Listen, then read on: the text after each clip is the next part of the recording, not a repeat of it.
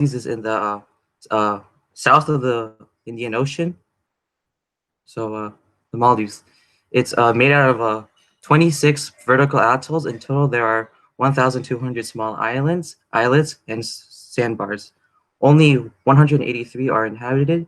Most of these islands are very small. The biggest island is 8 kilometers long and 3.4 kilometers wide. The population of the Maldives is half a million, which one-tenth is in the capital. So history. Very little of the Maldives history is known, but what we do know is it is an old nation. The Sudanese people came to the Maldives at 1153 CE. These people came from the southern India and Sri Lanka. Then the Portuguese settled at 1558 and 1573, what is now known as the capital of the Maldives, Mail. Then at 1887, the Maldives became a British protectorate, and in 1965, the Maldives achieved its independence at 1963. At 1973 would be the last year the British troops would step on the Maldives. Politics. A big issue in the Maldives is about their country not existing anymore. The years may vary between articles, but what I got was 30 to 100 years, the Maldives would submerge into the Indian Ocean. The entire country doesn't even go above 3 miles above sea level, which means that it'll be the most affected of climate change for like all the countries.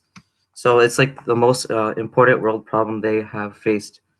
In 2009, the president at the time, President Mohammed Rashid, had held an underground cabinet meeting telling people around the world to uh, to curb their carbon emissions. He also would try to be the first carbon neutral country at the time, which he failed.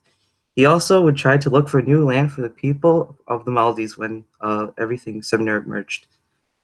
This to the people of the Maldives saw that President Nasheed was accepting defeat, so they took him out.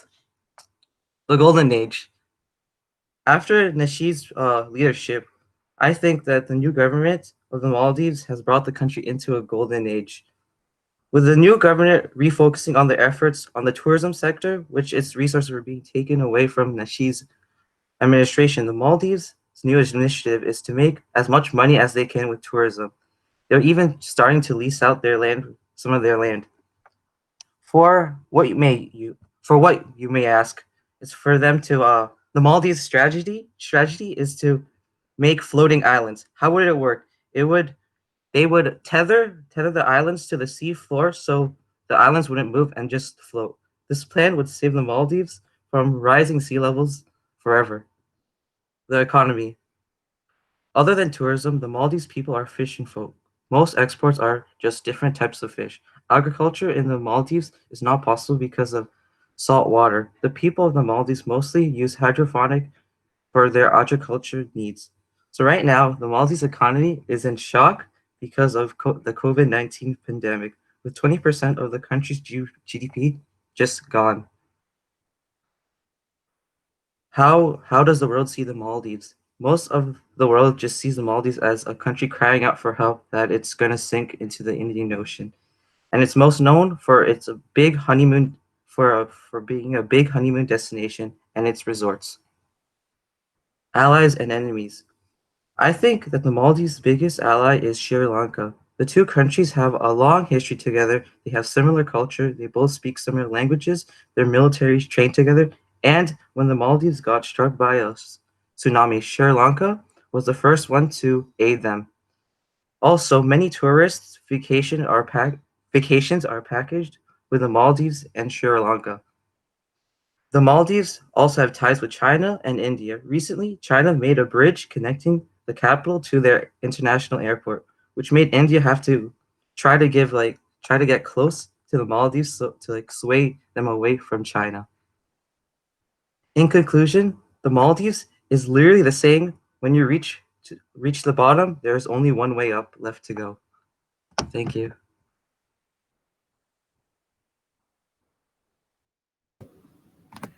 All right. Yeah, sad times, especially if they're going to emphasize, um,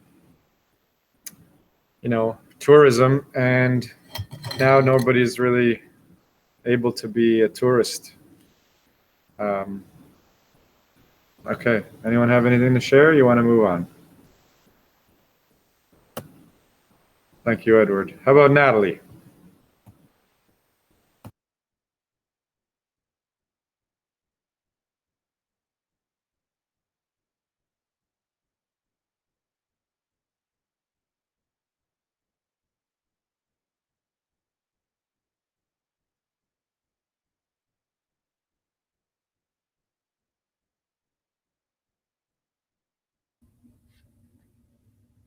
Okay.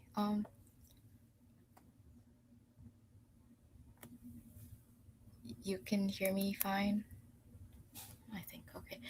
So my presentation would be talking about Singapore. First, I'm gonna take a brief timeline of exactly the major groups of people or like ethnic backgrounds that affected Singapore. In the 14th century, it was mostly inhabited by fishermen and pirates, so it didn't exactly have a particular nation that was taking like in inhabiting the area, followed by the colonization period where Thomas Stamford Raffles came in 1819, and he technically didn't come here for colonization. It was for the purpose of making a trade port to better connect the West with China for better trade opportunities. And so he stayed there, and he was part of the Indian East Indian Company. And during this time, there's also a lot of immigration that came up like through um, and came to Singapore through both mostly Chinese immigrants, Indian immigrants, and Malaysian immigrants. And so during this time, there was a really big population growth. And when World War One came, it didn't really get affected very much because just wasn't really involved with World War One. But in World War Two, um, the British had to surrender Singapore to Japan when Japan came over and basically just conquered the area. And it was um, taken over by Japan from February 9th, 1942 to September 1945. And during this time, the economy obviously wasn't very good. And just it was a lot of issues arose because of there wasn't really a proper governing system. And after that, when the war was over, the intentions England had intended was that everything went back to normal. So Singapore still became back to a colony of British, but that didn't exactly happen. And there was a creation of the Federation of Malaysia, which I'll get into later on because it has something to do with its independence. So prominent political leaders, as I said before, originally the Singapore area was mostly made up of fishermen and pirates, and it was just basically a fishing dock area. And um, according to a Japanese epic, Rajendra Chola the First of Southern India Chola Kingdom ventured over to the Singapore area, and he saw a tiger, and he mistook it for a lion, and then he named the land Singapura, basically means lion city. Later it was corrupted and the name became Singapore. As I said before, another prominent person who really affected Singapore and its later future was Thomas Stamford Raffles. He was from the East India Company. He traveled to Singapore with intentions to buying land and making a trading port to China, as I said before, and essentially he just colonized Singapore. Later on, there's Lee Kuan Yew. He was the first Prime Minister of Singapore, and he was also known as the founding father of modern Singapore, which is now a very prosperous land. He believed to be greatly responsible for Singapore's economic growth, although you can also say that Thomas Stamford Raffles had some factors into assisting that. And he also assisted in um, assisted in the housing issue and business for citizens independence. So in 1959, Singapore became a self-governing state, and Britain also had control over foreign policy and defense. So it wasn't completely independent yet. It still had some relation to Britain. In 1963, Singapore joins the Federation of Malaysia. And so basically, Malaysia, along with a few other countries, were also during the time where Singapore became a trading port. Since Malaysia and those other few countries were pretty like close by, they were also basically colonized by England, Britain, and so they were called the Straits Federation, I believe. No, Straits Settlement, and there was some conflicting feelings between the Chinese-dominated Singapore and the Malay-dominated Kuala Lumpur, which is the capital city of Malaysia. And so during this time between 1963 to 1965, there were some riots between the newly formed Federation of Malaysia, where Malaysia, along with a few other countries and Singapore, became one, basically. This was after World War II. And there was also a growth in concern that Singapore would become the new federation's capital. And obviously, Malaysia didn't really want that because they wanted Kuala Lumpur to be like the capital city. And there was also concerns that there would be violence between the Muslim and Chinese communities. And so on August 9th, 1965, Singapore was separated from the Federation of Malaysia. Some people say that Malaysia kicked Singapore out, but it was like kind of half and half. They both separated on their own. And so in January 1968, British government declares that they will be withdrawing all British forces in Asia by 1971, except for Hong Kong. By the end of October 1971, all British forces residing in Singapore was basically withdrawn. They were gone. And so basically at that point, you can summarize that Singapore has maintained full independence because Britain was no longer in their land, I guess. And so they were a self-governing state at that point. And so in regards of population composition, Singapore's population grew rapidly during the time it was a British colony, as I said before.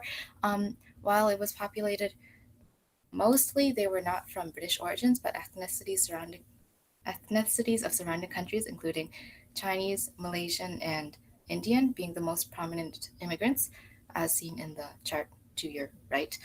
So because of this, how diverse the country was, they had multiple official languages, English being the main language that was spoken and taught in schools. But while you're in school, you also choose between Malaysian Mandarin or Tamil as one of your secondary languages that you'll learn.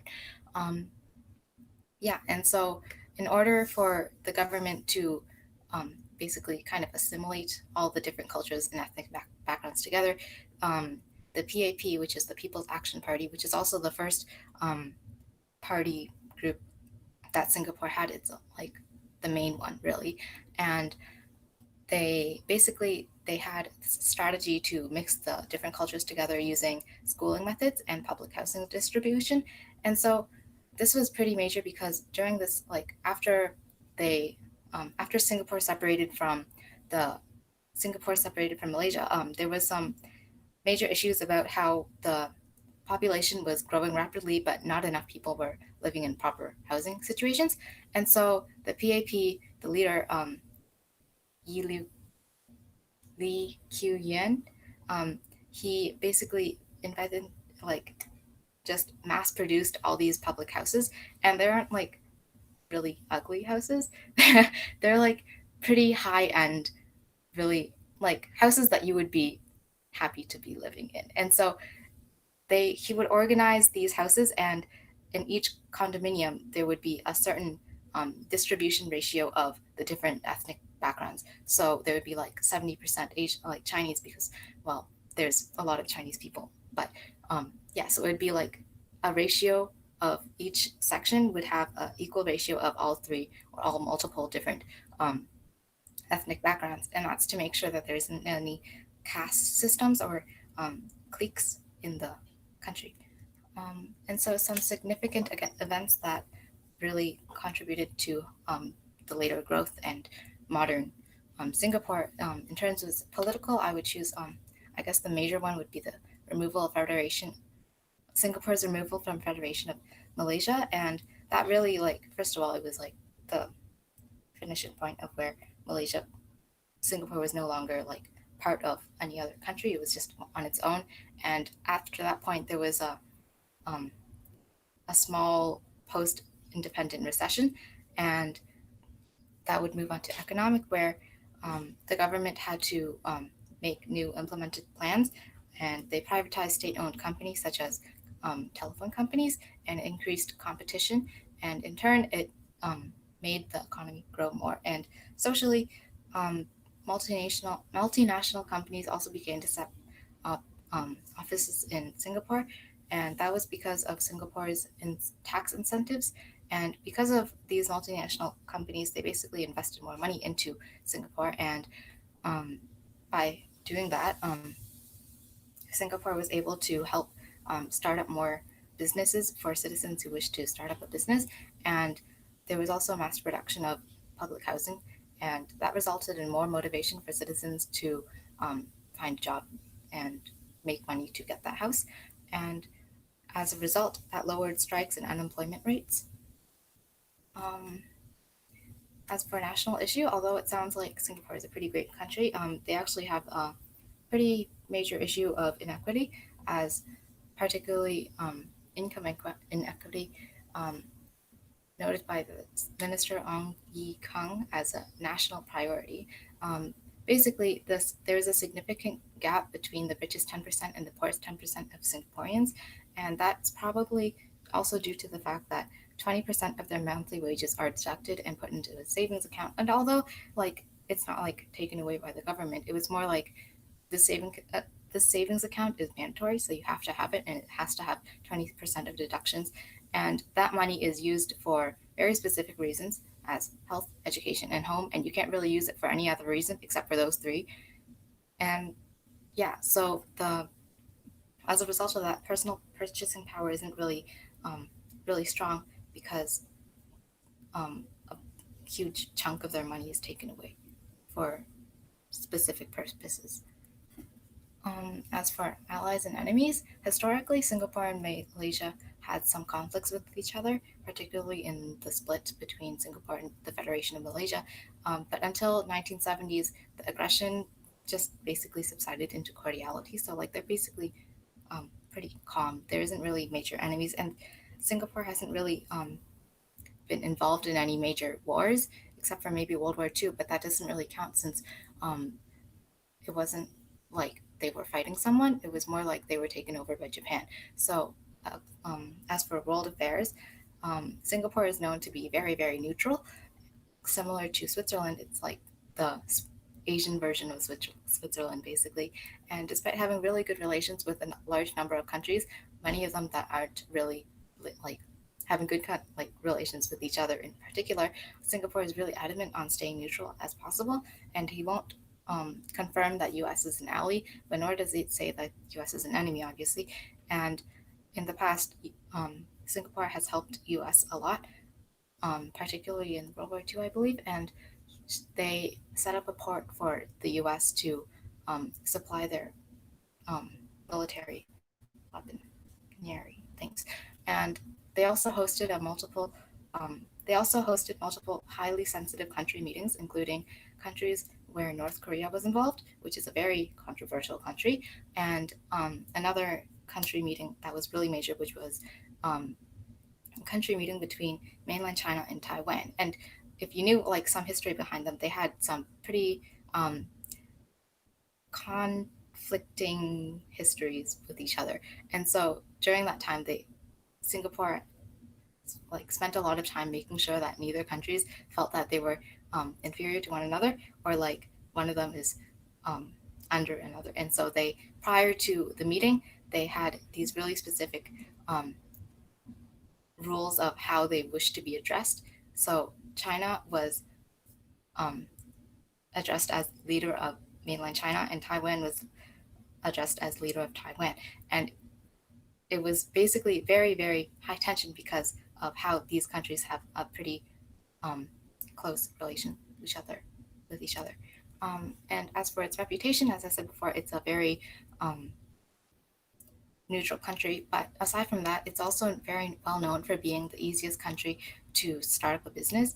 It's said to be you can start up a business in 3 hours, but not really tested. But basically, it's a very, very free market area. And it's the seventh most expensive country to live in, right after Denmark, according to Business Insider in 2020. Singapore's wealthy inhabitants were also only noticed after the movie Crazy Rich Asians in 2018, and the movie was not actually that far off as 269,000 millionaires in 2019, and it is projected to increase to about 363,000 in 2024. And that's a pretty massive amount of millionaires in this really tiny country. And they also are very well known for having domestic healthcare and household goods tending to be on the less costlier side compared to other countries, and they have a strong focus on healthcare and education. So why exactly is Singapore so rich? This isn't really exactly one of the countries, like one of the questions, but I felt it was pretty relevant to the whole country itself because now it's really well known for being a massive metropolis of just business and wealth and being a really prosperous country in general. And so the main reason because of this was the geographical location, which is also the other reason of why Thomas Raffles even decided to choose Singapore as its trading port. And that was because Singapore is conveniently placed in the location between Middle East and Middle Asia.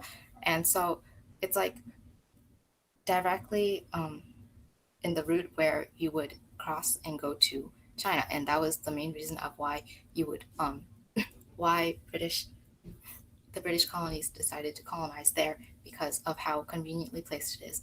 And although Singapore doesn't exactly have any natural resources like oil and the agriculture area isn't really enough to sustain enough to make export. Their main export is usually exotic fishes, and yeah, so exotic fishes as in like aquarium fishes, they aren't really something that you can export in like large quantities like how you would export just regular, I don't know, salmon, for example.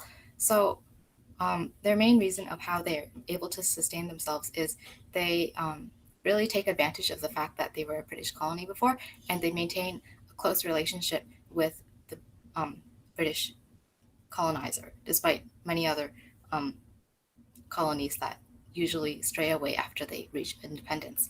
And by doing so, they show that they're like open for business basically, and more countries and more multinational corporations decide to set up headquarters there. And yeah, basically, as I said before, they made this tax incentive, and it made it a more appealing location for multinational corporations to set up headquarters, and it led to more multinational corporations. So it's basically kind of like a circle all around, and in turn, that created more jobs and basically a very low unemployment rate, as well as the fact that it's the government really pushes for the people in Singapore to start up their own company. So money is not really an issue. It's more like they will support you as much as possible until you're able to stand on your own 2 feet, and then basically it goes from there.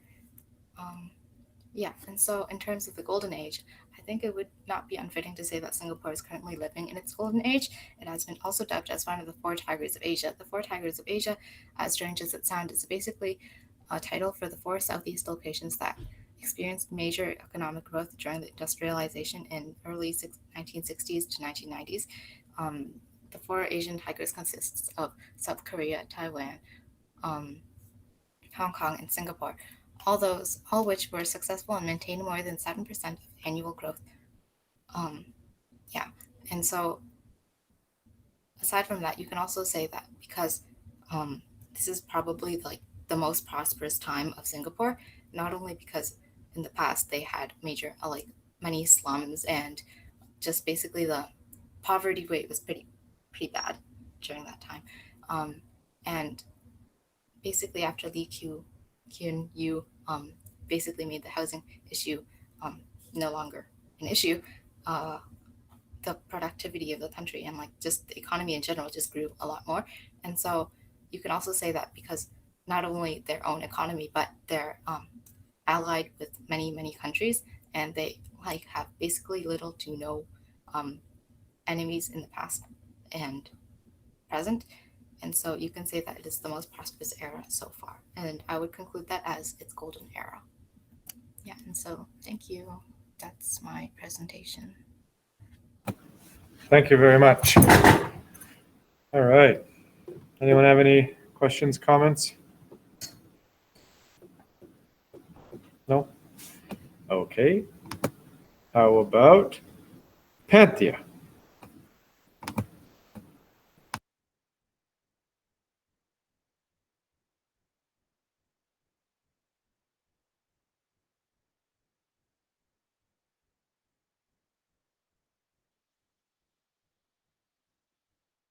Hello, can you see it?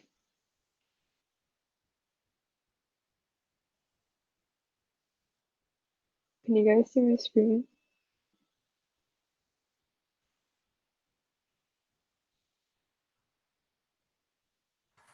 Yeah. Yes, we can see and hear you. Okay.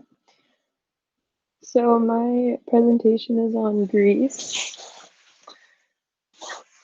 So history. What nations, okay, I couldn't find like what nations like actually impacted my country, so I just talked about the land and the structure and philosophers.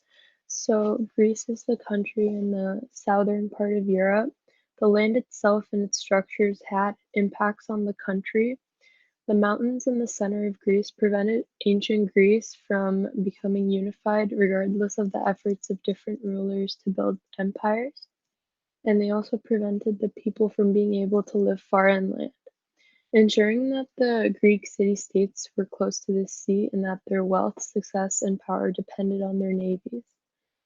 Um, so some of the famous philosophers that have contributed to Greece's development and ideologies would have been Socrates, Plato, and Aristotle. Presented their theories and beliefs to the people of Greece and provided the people with insight on the scientific and logical explanations as to why things happen in our world. So rulers. In ancient Greece, there consisted of many city-states that were being regulated in contrasting ways at the time. For example, the more wealthy individuals would have more cogency over some city-states in Athens, whereas the other city-states were being controlled by two kings, Agadi and Eurypontidae in Sparta. Some of Greece's former leaders were Draco from 621 BC. Out of all the codification that he has selected of Athenian conventional law, only the coding of involuntary homicide remains today. In the early stages of the Athenian government, Draco composed the city's first written law code in hopes to reduce illogical or irrational decisions of punishment for criminals and disputes and settle disputes between two or more parties. Another ruler was Solon, 639 c. 559 BC, was another leader, and his contribution to society was that he led Athens to the recapture of Salamis from the Megarians. He also nullified all mortgages and debts, limited the amount of land anyone can own, and forbade all borrowing of others' belongings so that a person's liberty might not be pledged. So the Golden Age. Greece's Golden Age was between 500 to 300 BC. During this time, influences of philosophy, art, and literature have created the basis for Greece's civilization. Greek art has formed many individuals' interpretations of the true beauty of humanity. It has created people's perceptions of what qualifies as beauty and their specific standards of beauty in our world. So this was kind of a worldwide influential thing, which is why our society has certain standards for what or whom they consider beautiful or stunning. Philosophy influenced others to think more about their lives and has driven loads of people to develop a thirst for knowledge. This is what philosophers intended to do. They intended to drive people towards the path of knowledge and make them want to learn more about our world, which contributed to the development of education and studies such as science, literature, and ideologies. Pericles, the leader of the Athenian Empire in the Golden Ages, worked to give the citizens of Greece a voice in government matters. In other words, he worked to make Greece a more democratic country. History achieving independence. Greece achieved independence after defeating the Ottoman Empire in war. The war, which is also referred to as the Greek Revolution in 1829. Greece waged the Greek War of Independence against the Ottoman Empire and won their independence as a country. The Ottoman Empire was in control of Greece's territory for about 4 centuries, until Greece finally felt that it was time to gain their own independence and control over their country due to higher tax rates that were being set. Within the Ottoman Empire, the Greeks still had freedom to speak their language and practice their own religion, which was Orthodox Christianity. Significant events that have shaped Greece. The Mycenaean civilization marks the declining phase of the Bronze Age in ancient Greece. The Mycenaean Greeks made severe changes in the fields of engineering, infrastructure, and architecture. These discoveries influenced trade in the Mediterranean and advanced their economy. The Minoan civilization was a great influence on art, architecture, and religious practices. The Greek art flourished with geometric patterns and pottery, allowing new ways to express art. The status of women in Greece was largely advanced during the 20th century. Traditionally, Greece was a male-dominated society in which public life was reserved for men and their private lives and the home was reserved for women. Women earned the right to vote in 1957 and now are represented as successful and superior women in business fields and at all levels of government. Women can and do inherit property equally to that of men, and although the government discourages the women supporting the men in marriage, much property is still transferred to women from their families upon marriage. Economic problems in Greece. Many Greeks are in major debt crisis. In 2015, Greece's economy collapsed due to the mispayment of 1.6 billion pounds, which is almost $3 million in Canadian dollars, actually like 2.7 million, to the International Monetary Fund. The International Monetary Fund is a worldwide organization that secures financial stability within each country, amongst other things. The financial crisis was a result of structural problems in Greece that ignored the loss of income taxes due to systematic tax evasion. Greece's allies. Greece has a geopolitical role as the most influential country in Europe because it is the oldest nation in Europe. Greece is allies with many countries, but some of the main ones I found are the United States, the United Kingdom, Italy, and France. Ancient Greece's enemies. In the modern era, Greece has no enemies. However, in the ancient times, Athenians and Spartans were rivals at the time because they both had desire to gain power and to rule Greece, but each had very different cultures, societies, and beliefs. Greece's role in world affairs. So I couldn't exactly find why Greece views itself as a strong country, so I had to kind of improvise.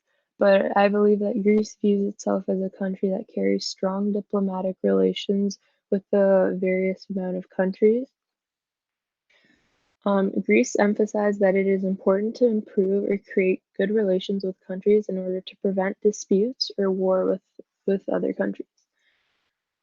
Greece also encourages that more countries collaborate with one another in order to build better trading relations, reducing conflict, etc. Greece's reputation.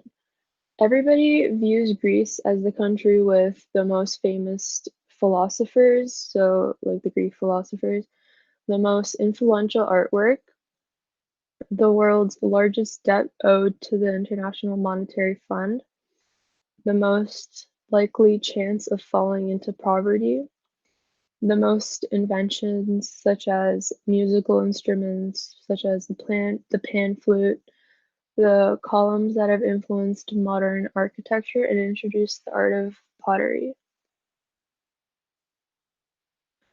Greece is falling into poverty now because they're facing economic hardship following a Eurozone agreement. The agreement included higher tax rates and spending cuts as more and more people lose their jobs, they fall into more poverty. So the question I have for you guys today is, what do you think would happen if Greece was not a country anymore? Compare this to how the Ottoman Empire disappeared.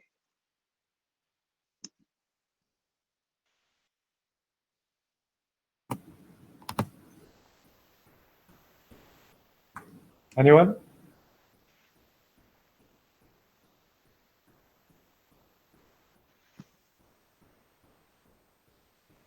Well, it is a shame that what's happened to Greece. Many speculists say that basically the reason it's all gone like that is because people just don't pay their taxes in Greece.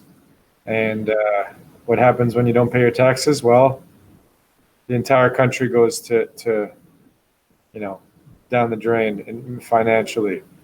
And so a lot of people claimed unemployment. A lot of people didn't work. A lot of people didn't pay taxes, and there was a system that was easily abusable.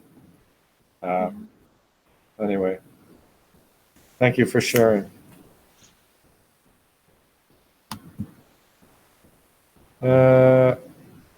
I guess the next one on the list is Ryan Jalali and his news article.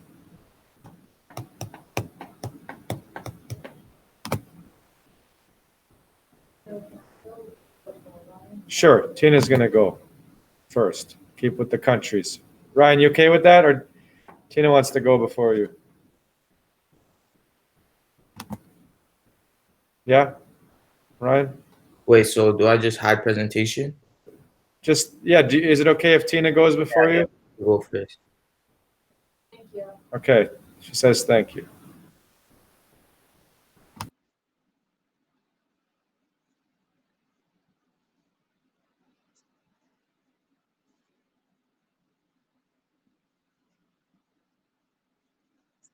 Okay, so I will be discussing the country Venezuela.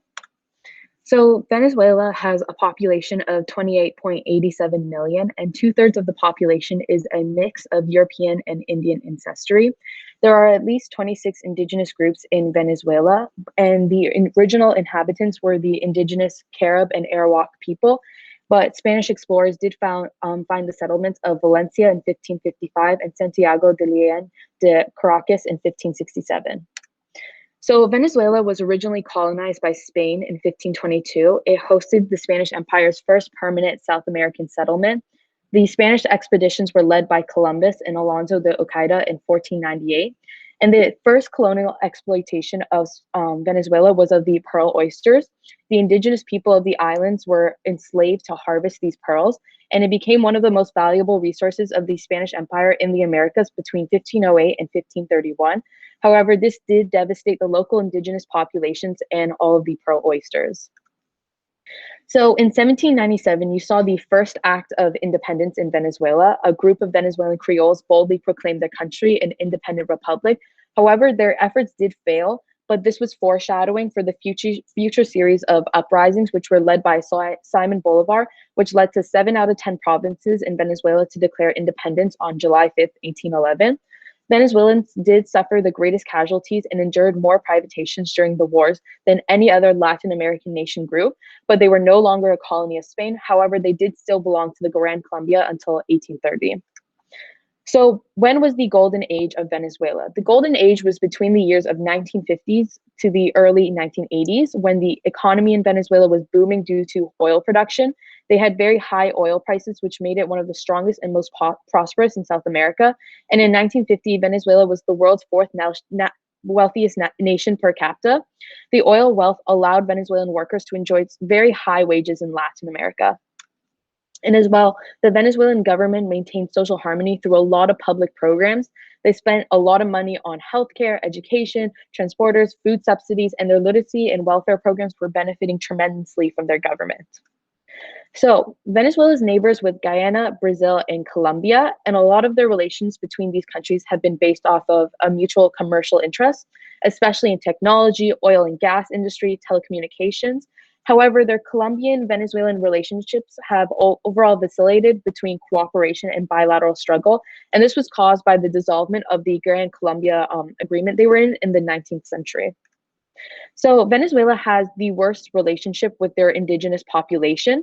So despite promising their indigenous peoples constitution rights, including native rights over the land, they have not fulfilled any of their promises, and they've expanded a lot into indigenous territories in the south of the country in order to gain natural resources such as gold and bauxite. So what political, economic, and social events have shaped Venezuela's current views? So as I said earlier, Venezuela was producing more than 10% of the world's crude and had a per capita GDP bigger than their neighbors.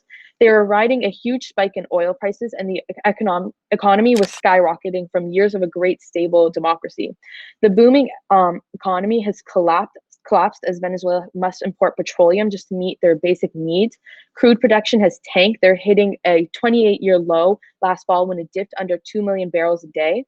And this has been caused by a combination of plummeting oil revenues and years of government mismanagement, which has virtually killed off their country's economy.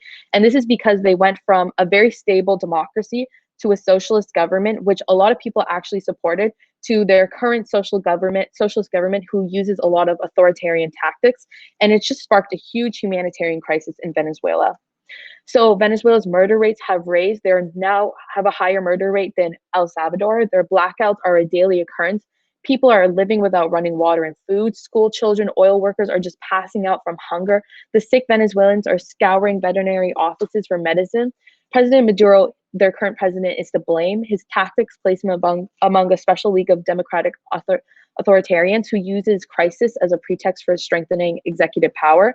And Maduro has just failed to take any serious measures to mitigate these crises. He's failed to crack down on any corruption in his country. He does not want to end the country's currency exchange policy, which is making it impossible for ordinary Venezuelans to buy their everyday items. He's only keeping support in government-affiliated elites who are benefiting tremendously from his government, so they're not considering any serious reform. He's reacted to the chaos and protests and dissent, which have covered his streets with authoritarian tactics, and he's dissolved the opposition-controlled legislative branch, took all of its powers, and killed and arrested a lot of his political enemies. So one of the greatest world issues in Venezuela would be the response to COVID-19, and it's just deepened a huge pre-existing humanitarian crisis in Venezuela. Venezuela has a terrible testing capacity as they're only able to perform 264 tests a week with delays receiving results. And this is compared to places like Ontario, where we're doing tens of thousands of tests a week. And the pandemic has compounded an unprecedented humanitarian and economic crisis caused by corruption, mismanagement, and failed policy. The pandemic has driven down trade and food populations, and Maduro has put in strict curfews. And on top of the fuel shortages, this has prevented Venezuelans from leaving their homes to purchase what little food they can even afford. The minimum wage in Venezuela has now dropped to $4 a month. Monthly inflation rates remain above 2,000%, and the IMF estimates that the annual inflation rate to date in 2020 is actually 15,000%. And finally, 1/3 of Venezuela's official COVID-19 death toll is made up of healthcare workers because they have a huge lack in medical supplies. So already Venezuela did not have a high number of doctors, nurses working in their hospitals, as a lot of them have immigrated to places such as Colombia. And now COVID-19 is lowering that number even more because they don't have the proper masks, face shields, gloves to protect their healthcare workers. So COVID-19 has caused a huge financial crisis in Venezuela as they're on the brink of financial and political turmoil. And this has resulted in their former president's most prized international alliance, Petrocaribe, to become at risk. And with Venezuela's ongoing credit crisis, Petrocaribe, their attractive oil financing is proving to be unstable. So a lot of the partners in this alliance, they are starting to back out because of the uncertain future of the alliance. So Cuban President Raul Castro has agreed to his country's new deal with the US because of Venezuela's loss of reputation. So as you can see from the map, Venezuela has a lot of allies and a lot of enemies. Their allies are Russia, China, Iran, Turkey, Syria, Cuba, and they're all people who are in support of Maduro. So if you can tell the similarity between these countries, they're all countries with corrupt governments who are using similar authoritarian tactics in their rulings, and also a few of them are socialist countries. Their enemies are the US, Canada, most of Europe, all countries that are supporters of democracy. So Venezuelans' role in world affairs. Venezuela has lost a lot of their status within global affairs due to this unprecedented political, economic, and humanitarian crisis. So a lot of countries such as Canada and other democratic nations, they've downgraded their diplomatic relations with Venezuela in an effort to push for the peaceful restoration of Venezuela's democracy. And as well, many countries are joining together to refer the situation in Venezuela to the International Criminal Court based on a lot of credible allegations that serious international crimes have been committed. So I have three perceptions, countries' perceptions of Venezuela. So first we have Canada. So Prime Minister Trudeau has called Maduro an illegitimate dictator. Trudeau has said anyone should stand up and condemn the Maduro government. And he says that Maduro is responsible for this terrible oppression and this humanitarian crisis, which has been unseen in South America for decades. The US stands on a similar platform to Canada. The US was the first nation to actually recognize their interim president, Guaido. In response, they have a lot of back and forth with Maduro, as Maduro has been trying to create an expulsion of the US diplomats, and the US is refusing to close down their embassy. And after a lot of back and forth, the US has now withdrawn all their diplomats from Caracas. So China has a very rocky view of Venezuela. So as I said earlier, China originally supported Maduro, stating that they support the efforts which were made by the Venezuelan government to protect the country's sovereignty, independence, and stability. And they originally said that we should stop opposing foreign forces from interfering into Venezuelan affairs. However, after a series of events, currently the Chinese president says he is ready to work with the international community to play a constructive role with the Venezuelans and help the country to get back on a normal development path. However, the Chinese government is still opposed to foreign interference, unilateral sanctions, the use of force, or the threats of the use of force when it comes to the current situation. So thank you so much for listening, and I hope you learned a little something about Venezuela.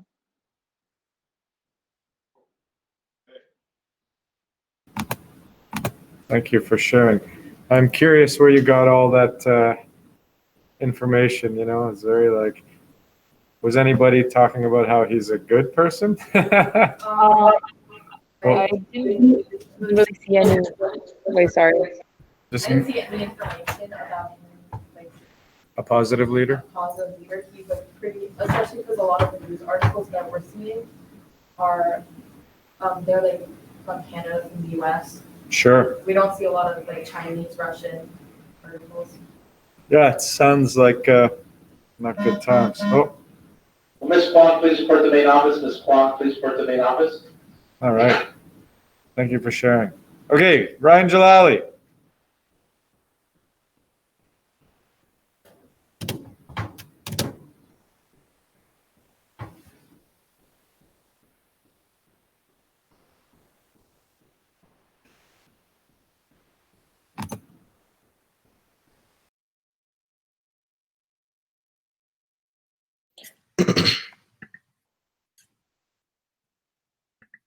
Can you guys see?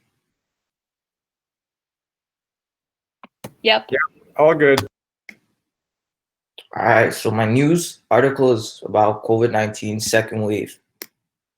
What is a second wave? The term second wave have been used repeatedly by politicians and medical experts to warn the public of a threat of a resurgence in the cases if they are not careful. People have been using the metaphor of waves on the sea to describe the rise and fall in numbers of cases of an outbreak for years. Is there going to be a second wave? Justin Trudeau already said that we are going through a second wave as of right now. He believes that if we do not follow protocol, then the second wave of COVID-19 will be more dangerous than it looks. So fact versus bias. So you could find like fact-based articles, usually would be showing like statistics and graphs and etc. And they're usually like could be made by like medical experts or like politicians.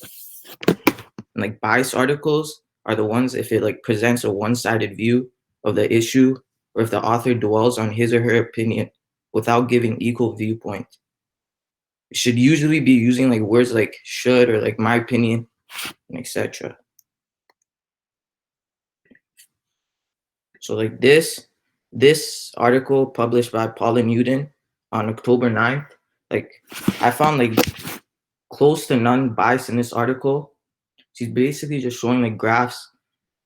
She's talking about like statistics and the number of cases has increased, which could be leading to a second wave. Has the details on that and Justin Trudeau's response. Paula. It was a very sobering message from Canadian Prime Minister Justin Trudeau, and it is incredibly rare for a Prime Minister in Canada to address the nation in this way. The issue is Canada's exponential growth of coronavirus cases. Now, just a few months ago, we were talking about Canada crushing the curve. In absolute terms, the numbers here still aren't that bad, averaging about 1,100 cases per day, and that would be for the last week. At issue, though, is the exponential growth, and that's what's concerning everyone, including the Prime Minister. Take a listen. It's all too likely we won't be gathering for Thanksgiving, but we still have a shot at Christmas. Together, we have the power to get this second wave under control. Canadian Thanksgiving in just a few weeks. And really what the Prime Minister is hoping is that in 6 to 8 weeks, they might get this pandemic under control again.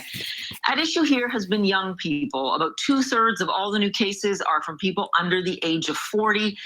And everyone here right now, they are saying should be keeping those social contacts to a minimum. The problem has been that people have been doing things that they assume are harmless. Dinner parties, having friends over, and that has led to a lot of community transmission. The exponential growth is what's really concerning people here. About 1,100 cases on average per day for the last week. It doesn't seem like a lot, but that trend line could continue to grow. And if it does, health experts fear that the caseload could grow 4 or 5 times in the next 4 or 5 weeks. Trudeau telling Canadians, look, you've done it before, you can do it again. You need to crush that curve. Do I have to mute myself when I'm playing a video? What's that? Say that again. Do I have to mute myself when I'm playing a video because it echoes or something? Yeah, that seemed fine, but yeah, I think. So my opinion, I believe that a second wave could happen or even might be happening right now. The numbers of cases have nearly tripled this month. If people don't take precaution, then it could be more dangerous than it seems. Also, as you've probably seen on social media, there are a lot of no mask protests going on right now. It's basically like a large group of people who like protest on why you shouldn't wear a mask and etc. I believe that these protests could only increase the number of infections and cases. This is how like the protests like look Sure, like. it's voicing their displeasure. I believe we have some video of that to show you. If we could bring it up, there you go. You can see just how many people flooded the streets of Montreal. They had various reasons for opposing mask regulations that went from their own liberty, so the idea of it's their own body, their own choice, and the government should stay away from that, to various disbelief of the severiness of the COVID-19 pandemic, believing conspiracy theories that it perhaps isn't as bad as it is being reported, to also we saw some conspiracy theories for U.S. And my discussion question is, how long do you think it will be until we won't have to quarantine anymore and this whole pandemic thing will be over? That's a good question. Impossible to tell. It's too many factors. Maybe we're always going to have to wear masks from now on forever. Maybe a vaccine comes and then it'll be all forgotten in history. There's absolutely no way of telling, unfortunately. Sir, you know Yes. what's interesting? Like when it all started, they talked a lot about quarantine. They said, "Oh, like nobody go out except if you really, really not need something." But Yeah. like, I haven't heard anybody say anything like that anymore. So I think people are thinking that it's just like not that serious anymore since they can go to school and everything. So Well, one of the factors on keeping businesses running is that we can't allow this to crash the economy, right? If it Wait, was as simple as, restaurants close? pardon me? Didn't restaurants close? Well, no, they have their patios and stuff open.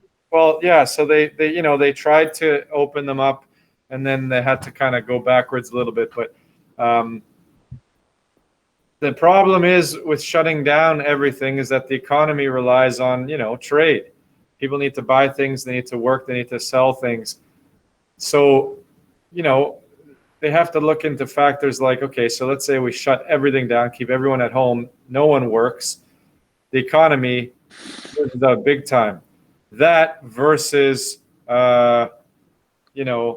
keeping things relatively open with restrictions and having people still continue to work and, buy things, sell things, and keep the economy going. Some countries are much more strict. Like Ireland, as of this morning, is in total lockdown again, 100% lockdown again. Canada never made it into a total lockdown. China definitely. I mean, even though we don't really know for sure what's going on in China or what happened, what we're told is that they 100% locked down at the beginning, and then everything went back to normal. So it's we'll see, right? I heard like France has a curfew too. France has a cure for what? No, curfew. Like they like curfew. Yeah. Well, yeah. I mean, Ryan, you don't have to present your thing anymore. But thank you. Okay. Well, we'll see. We'll see. Living in unprecedented times. I never thought we'd live through something like this. That being said, and you mentioned, there's the conspiracy theorists, and it was a huge thing, especially at the beginning of the pandemic, all the conspiracy theorists becoming very popular on social media. As a great segue, I said we would watch a film. This is like a must to understand the world in which we live in. This film that I've posted. It's called The Social Dilemma. It's like every documentary, there's always going to be a bias. So take that into account. Even though documentaries by nature are supposed to be, factual information. The whole point of this exercise and all the things that we're doing is it's next to impossible to do that. That being said, this documentary, at the very least, really shows the impact of social media has had on humanity for the last 12 years and how things have changed. So why don't you press play right now? We're not going to make it through. We'll probably have about 15, 20 minutes left to do in the morning tomorrow. But then that's fine. Unless you want to, no homework. Okay, press play. You want to watch it on yours, or should I put it up on here? Well, I can put it up here.